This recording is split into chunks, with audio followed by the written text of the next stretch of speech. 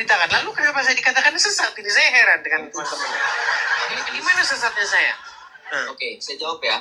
Saya sudah 5 kali jawab. Bang Edis, ketika kita tampil di depan publik, Bang Edis kemarin ditonton 20.000 orang lebih, betul? Ada banyak pasang mata. Belum lagi kalau mereka menontonnya bareng-bareng. Dikali 2 misalkan, berlipat-lipat ganda, artinya banyak. Perhatikan, ketika Bang Edis menyampaikan sesuatu, akan ada banyak kemungkinan orang itu salah paham. Kalau Bang Edis maksudnya tidak mendiskreditkan Yesus, Anda sampaikan dengan clear, dengan jelas. Jadi orang tidak berasumsi banyak-banyak. Baik. Ini, apakah begini Bang Yosef? Apakah ketika saya memberitakan Tuhan Yesus sebagai hamba, ketika saya memberitakan Tuhan Yesus sebagai seseorang yang taat, takluk kepada Bapa di surga, apakah itu merendahkan Tuhan Yesus? Maksudnya merendahkan dalam artian apa? Kalau Anda mengatakannya dalam hakikatnya tidak setara dengan Bapak yang dari tadi saya kejar, itu baru tidak sesuai gitu loh Bang Edis. Saya agak sedikit berat ini untuk memahami itu. Karena saya melihat ada sosok Tuhan Yesus yang berkepribadian ganda gitu loh, yang saya lihat dari teman-teman yang lain ini. Artinya teman-teman ini seperti menolak bahwa Tuhan Yesus itu adalah hamba daripada Bapa di surga. Padahal ayatnya itu jelas. Inilah hambaku yang kukasihi, kepadanya lah aku berkenan. Inilah anakku yang kukasihi. Bukan ini. Sebentar ya, saya buka Matius ini ya, sebentar ya. Matius pasal yang sabar Bang Yosef ya. Jadi penundukan itu bersifat ekonomis Bang, bukan bersifat ontologis. Ekonomisnya itu dalam rencana keselamatan. Jadi terkait tentang hierarkisnya dalam Tritunggal itu tidak ada hierarkis, ada yang lebih rendah lebih tinggi. Mereka setara, Bapa, Putra, dan Roh Kudus, hanya saja perannya itu berbeda. Misi penyelamatan Yesus itu diserahkan kepada Bapa. Tapi bukan berarti Yesus menyerahkan seutuhnya martabat ilahinya. Gitu loh. Makanya penundukannya Yesus itu, Yesus tunduk, itu bukan bersifat ekonomis. Bukan bersifat ontologis, tapi bersifat ekonomis, yaitu dalam rencana keselamatan. Gitu loh Bang. Maksudnya? Ya, jadi ketika Yesus tunduk, itu untuk menyelesaikan misi keselamatan. Gitu loh. Untuk menyelesaikan dan merampungkan misi keselamatan. Bukan artinya Yesus itu tunduk secara ontologis, diri ilahinya Yesus itu kemudian berarti tidak setara. Karena Bang Edis memahaminya secara ontologis, bukan secara ekonomis. Nah, secara ekonomis, Yesus itu tunduk kepada Bapa itu untuk menunjukkan bahwa rencana keselamatan itu telah dipenuhi, gitu loh Bang. Karena Yesus mengalahkan maut. Nah, kemudian diserahkan segala sesuatu yang telah ditaklukkannya kepada Bapa. Nah, itu dimaknai secara ekonomis, rencana keselamatan secara keseluruhan. Nah, baru kalau misalnya Bang Edis memahaminya secara pribadi ilahi, itu dimaknai secara ontologis. Makanya berarti ketika saya memahami bahwa Yesus sebagai hamba, berarti itu sesat. Kalau dimaknainya secara, kayak tadi kan sudah dijelaskan. Kalau dimaknainya secara ontologis, itu ontologis salah. Itu apa? Pribadi ilahinya, dalam diri ilahinya. Karena berarti diri ilahinya tidak menjadi hamba.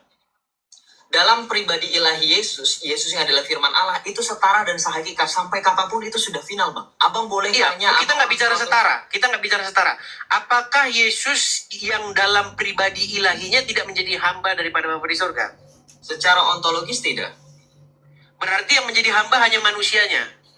Bukan secara manusia atau tidaknya, kita berbicara mengenai penundukan yang bersifat ekonomis tentang rencana. Nah, ini yang saya maksud tadi Bang, dogma dengan Injil sederhana tadi. Yang saya maksudkan begini. Ini ya, misalnya saya baca. Coba Abang Joseph buka Matius pasal yang ke-12 ayat 18. Oke. Nanti kita bahas dogma deh. Matius 12 ayat 18 ya? Oke, Matius 12 ayat 18. Lihatlah itu hambaku yang kupilih, yang kukasihi, yang kepadanya jiwaku berkenan. Aku akan menaruh rohku ke atasnya dan ia akan menyatakan keadilan kepada bangsa-bangsa. Oke. Ini perkataan daripada Nabi Yesaya, nubuat tentang Nabi Yesaya, bagaimana Tuhan akan berkata, lihatlah itu hambaku yang kupilih. Hambaku di situ siapa? Oke. Hambaku yang dipilih itu adalah nantinya berbicara nubuatan tentang Mesias. Oke, siapa di situ? Yesus Kristus. Oke, jadi Bapa di surga berkata bahwa lihat, itu hambaku. Itu hambaku itu siapa? Secara ekonomis itu Yesus. Oke, jadi Bapa di surga berkata, jadi Bapa di surga berkata bahwa Yesus adalah hambanya, betul? Betul. Nah, Untuk oke, ketika saya hanya menyampaikan begitu, Tuhan Yesus adalah hambanya daripada Bapa di sorga. Seperti yang tertulis dalam Matius 12 ini. Kira-kira apa itu sesat? tidak, kalau Anda memahaminya secara fungsional keselamatan tadi atau ekonomis bahasa lainnya. Kalau ontologis, baru. Kenapa? Karena gini Bang, kalau memahaminya secara ontologis itu SSY. Kalau fungsional ekonomis itu dipahami oleh kekristenan secara basic. Bahwa Oke, Yesus sebagai juru selamat.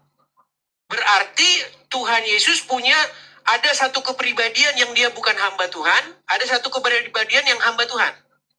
Bukan satu kepribadian hamba Tuhan dan yang lain bukan kepribadian hamba Tuhan, bukan seperti itu. Kita memahami satu pribadi memiliki dua natur. Tapi dalam kehambaan Oke, dua natur berarti begini. Berarti Tuhan Yesus punya dua natur.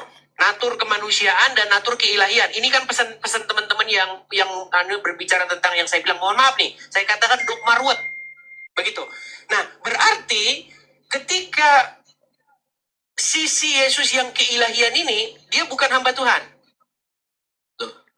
Begini loh, dalam penghambaan yang dimaksud dalam kitab Yesaya atau dalam Ibrani yang dikatakan dalam Ibrani 2, Yesus seketika dibuat lebih rendah dari antara malaikat-malaikat. Bukan, begini Bang Yosef, begini, saya bukan bermaksud untuk menyudutkan Bang Yosef. Makanya kan saya bilang, saya itu tidak mau membahas dogma. Yang saya beritakan ketika Injil berkata, nih, mungkin teman-teman, saya ketika memberitakan ini, orang-orang itu tidak senang kalau Tuhan Yesus itu hamba Tuhan. Kalau Tuhan Yesus hamba Bapa, banyak orang nggak senang, nggak apa-apa. Saya beritakan Injil saja, ya. Saya bacakan Injil Matius pasal yang ke-12, ayat yang ke-18 ya. Oke. Oke, saya balikan dulu ya kamera saya. Oke. Bentar. Ini saya balikan kamera saya. Oke. Oke, kelihatan ya? Ya.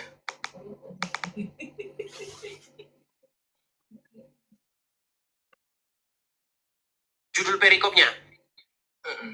Ini ya, Matius pasal yang ke-12 ya. Oke? Oke. Yesus hamba Tuhan, betul? Betul. Nah, banyak orang mengikuti Yesus dan ia menyembuhkan mereka semua. Ia dengan keras melarang mereka memberitahukan siapa dia, supaya genaplah firman yang disampaikan oleh Nabi Yesaya. Lihatlah, itu hambaku yang kupilih, yang kukasihi, yang kepadanya jiwaku berkenan. Aku akan menaruh rohku di atasnya, dan ia akan memaklumkan hukum kepada bangsa-bangsa. Coba, ketika di sini ada kata-kata atau frase, itu hambaku yang kupilih, ini merujuk kepada Tuhan Yesus nggak? Betul. Nah, ketika saya katakan bahwa Tuhan Yesus itu adalah hamba daripada Bapa di surga, apakah pernyataan itu sesat? Tidak, kalau Anda memahaminya secara fungsional tadi yang saya bilang. Karena dalam kemanusiaan Yesus, dia adalah hamba, betul.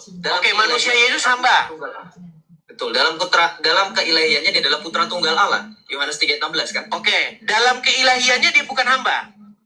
Bukan dong. Dalam keilahian pada saat dia menjadi sama seperti kita manusia, dia tetap putra tunggal Allah. Dia setara dengan Bapa. Makanya dari tadi kan saya tegaskan dia setara dengan Bapa. Berarti ketika saya hanya memberitakan Yesus sebagai hamba, saya hanya memberitakan itu aja, saya nggak bilang di dalam kesetaraan, di dalam keilahian, ini dia bukan hamba. Ketika itu tidak saya tambahi, apakah saya sesat? Tidak sesat selama Bang Edis tidak mendiskreditkan peran Yesus sebagai putra tunggal Allah. Kita saling menghargai aja Bang Yosef ya. Kalau saya sih Bang Yosef begini Bang Yosef. Karena saya itu tidak mau menambah-nambahi apa yang tertulis di sana. Dengan saya memberitakan bahwa Tuhan Yesus itu adalah hamba yang melakukan apa yang diperintahkan oleh Bapa di surga, menurut saya ini dalam pengalaman saya, malah banyak orang itu menerima kok. Dia menerima. Gitu loh. Tetapi ketika saya tambah-tambahi dengan tambah-tambahan seperti tadi, oh itu pribadi ilahinya enggak. Pribadi ilahinya enggak ini. Malah orang malah jadi bingung. Maksudnya pribadi ilahi yang mana gitu. Karena begini Bang, kalau Bang Edis berbicara dengan Islam, harusnya Bang Edis bertanya-tanya. Islam itu tidak akan sampai kepada pemahaman Kristen jikalau kita tidak kemudian merendahkan diri kita, paham? Bang Edis pasti sepakat dengan saya. Sepakat gak? Dalam value, dalam nilai, kekristenan itu jauh lebih unggul daripada Islam. Sepakat gak Bang Edis? Ya tentu kalau masalah itu. Cuman kan itu nanti jadi subjektif, Bang Yosef. Bukan subjektif, ini lebih kepada objektif. Semua ajaran, Bang Edi sendiri yang mengajarkan juga kan, tidak ada yang aneh-aneh, tidak ada hawa nafsu, tidak ada kawin-mawin, semuanya terkait kekudusan. Betul, Ya kan? betul. Cuman ketika kita berdua di situ, artinya kita berdua sedang melakukan klaim-klaim yang bersifat subjektif karena tidak ada orang muslimnya di sini, gitu loh. Nah, iya maksud tetapi kalau Bang Yosef mengatakan kepada saya dengan tegas, walaupun saya memberitakan Yesus sebagai hamba Tuhan, Yesus sebagai manusia yang taat takluk tunduk kepada Bapa, itu saya tidak sedang membenarkan orang-orang Islam. Saya tetap mengatakan Juma Yusupi dan kawan-kawannya itu adalah orang-orang yang tidak waras. Itu loh, tetap saja begitu. Itu tidak merubah statement-statement saya kepada mereka. Gitu. Begini Bang, sebentar jangan dipotong dulu biar Bang Edis jangan salah paham. Jadi maksudnya begini, ketika saya mau menyampaikan bahwa value kekristenan itu jauh lebih unggul daripada Islam, kita boleh mengatakan demikian karena memang kebenaran hanya di dalam Kristus. Kita nggak boleh minder atau kita tidak boleh kemudian nggak pede. Nah, kalau seandainya kebenaran yang ada di sini, kemudian tiba-tiba Islam yang ada di sini tiba-tiba paham, ini harus ada tanda tanya. Entah mereka yang naik ke sini atau yang kita turun ke sini, Bang. Paham nggak maksud saya? Jadi, saran dari saya, Bang Edis tetap mempertahankan ajaran yang sejati dan benar. Bang Edis mempunyai karya pewartaan yang punya style sendiri. Cuman Bang Edis, perlu saya koreksi sedikit. Bukan saya mau mempermalukan. Sama seperti Bang Edis tadi bilang, tidak mau memojokkan saya. Sama seperti saya tidak mau memojokkan Bang Edis. Injil yang kita baca sekarang adalah bagian dari dogma. Karena dogma secara definitif kami dan kemudian menambahkan wawasan pengetahuan berdasarkan Injil juga dituliskan demikian yang mengatakan bahwa tulisan-tulisan yang ada di sini mengilhami itu. Nah makanya Bang Edis saya mau supaya kita saling rendah hati, saling mau menerima koreksi. Kalau Bang Edis tidak mau memberitakan dogma, Bang Edis hati-hati jangan blunder karena Injil itu dari dogma pengajaran. Dogma itu artinya ajaran. Sebelum adanya Injil, kita semua berpegang pada ajaran para rasul, Kisah Para Rasul 2 ayat 42. Ya, ini terakhir Bang Edi saya titip pesan ya. Kemudian dalam 2 Timotius 1 ayat 13, peganglah ajaran yang sehat yang sudah engkau dengar daripadaku. Semua berpakaian ajaran. Titus 1 ayat 9, Rasul Paulus menegaskan bahwa seorang penatua harus berpegang pada perkataan yang benar yang sesuai dengan ajaran yang sehat. Ya kan? Kemudian dalam Matius 18 ayat 6, terakhir, Tuhan Yesus mengingatkan kita, siapa yang menyesatkan salah satu dari anak-anak kecil ini, lebih baik baginya diikatkan batu kilangan dan ditenggelamkan. Tuhan Yesus, Bang Edis, begitu tegas tentang ajaran. Ia katakan iya, tidak katakan tidak pernah berkompromi. Jadi saran dari saya, Bang Edis, teman-teman semua, termasuk saya, kita berpegang teguh pada ajaran yang benar dan sehat, dan semoga kita semua banyak-banyak belajar. Itu aja Bang Edis ya. Baik, terima kasih Bang Yosef ya. Kita kasih kesempatan kepada yang lain ya. Ya, terima kasih banyak sudah mau dinaikkan ya Bang Edis. Shalom, Tuhan Yesus memberkati. Shalom, Tuhan Yesus memberkati. Oke, saya turunkan ya. Ya, Bang Edis. Ya, kita kasih kesempatan kepada yang lain ya. Ayo, silakan. Saya terbuka. Saya ingin tahu gitu. Karena ketika saya tanyakan, kadang-kadang orang yang mengasih tahu kepada saya harus begini tuh kadang-kadang dia malah bingung sendiri gitu loh. Makanya saya apa yang mereka beritakan. Seandainya saya mendapat kejelasan dari yang mereka beritakan, mungkin yang mereka beritakan itu akan saya lanjutkan. Karena saya malah makin ruwet ketika saya menanyakan maksud mereka. Akhirnya saya beritakan saja Injil yang sederhana. Begitu. Apakah ketika saya memberitakan Injil yang apa adanya, apakah saya sesat? Saya malah ingin menguji kalian. Ketika saya katakan bahwa Yesus itu adalah hamba daripada Bapa di surga, Tuhan Yesus itu adalah hamba daripada Bapa di surga, apakah saya sesat? Begitu. Silakan, ayo. Kita kasih yang berikutnya. Kita kasih naik ada. Kemarin banyak yang ngomong kepada saya, Bang, coba naikkan dulu Elia Miron supaya diskusi dengan Anu. Kayaknya keren itu, Bang. Ayo silakan. Saya mengundang Elia Miron. Silakan. Ada saudara Elia Miron mungkin bisa naik ke sini dan dalam tanda kutip menggurui saya.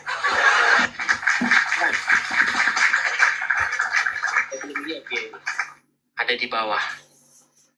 Elia Miron, mungkin teman-teman ada yang punya kontaknya, mungkin teman-teman bisa menghubungi dia. Silakan teman-teman. Ini ada banyak sekali orang yang ingin mengajukan permintaan naik. Ada sekitar 90 orang, teman-teman. Ayo. Kalian mau dukung versi yang mana? Itu kembali kepada para pemirsa masing-masing, ya. Kalau saya tetap teguh kepada pendirian saya bahwa saya hanya ingin menyampaikan Injil yang sederhana. Begitu. Kenapa? Karena bagi saya itu sudah cukup. Begitu. Saya tidak perlu menambah-nambahkan sesuatu yang rumit, bahkan sebenarnya saya sendiri bingung. Gitu. Nah, kalau misalnya nih ada kritik dari teman-teman nih, Bang, kamu tidak boleh menyampaikan bahwa hanya hamba saja. Kamu harus mengatakan bahwa Yesus juga bukan hamba gitu. Saya tidak menemukan bahwa Tuhan Yesus bukan hamba Bapa di surga. Bagaimana saya harus dipaksa untuk memberitakan Tuhan Yesus yang bukan hamba Bapa di surga? Coba silakan ya, silakan ya. Silakan, mungkin Elia Miron, teman-teman adakah yang tahu kontaknya atau bagaimana? Saya belum lihat dia ada di sini, teman-teman. Bagaimana, teman-teman? Saya belum melihat. Teman-teman, ingat ya, saya bikin satu umpama yang sederhana. Misal, ada panitia masuk surga, seleksi panitia masuk surga. Menurut saya, ya, juri-juri masuk surga itu nggak akan nanya, kamu percaya donatur nggak? Kalau nggak percaya, kamu percaya anu nggak? Hipostasis union. Kalau nggak, neraka, kamu neraka. Biji nggak seperti itu. Seandainya ada panitia surga, yang dilihat itu adalah apakah kamu sudah serupa dengan Tuhan Yesus. Apakah kamu sudah hidup seperti Tuhan Yesus hidup? Seperti itu. Bagaimana kita ini harus disuruh hidup sebagaimana Tuhan Yesus hidup. Menjadi serupa dan segambar dengan Kristus Sang Mesias, Tuhan kita. Oke, saya masih menunggu. Elia Miron belum datang-datang. Saya nanti tidak tahu ya, apakah nanti saya akan dikata-katain oleh orang-orang tertentu di belakang. Tapi ketika saya bilang begini, orang-orangnya ini tidak ada. Coba sebelum Elia Miron datang, saya naikkan dulu yang lain. Karena Elia Miron tidak datang-datang, saya tunggu. Coba Lopus Sihite, ya.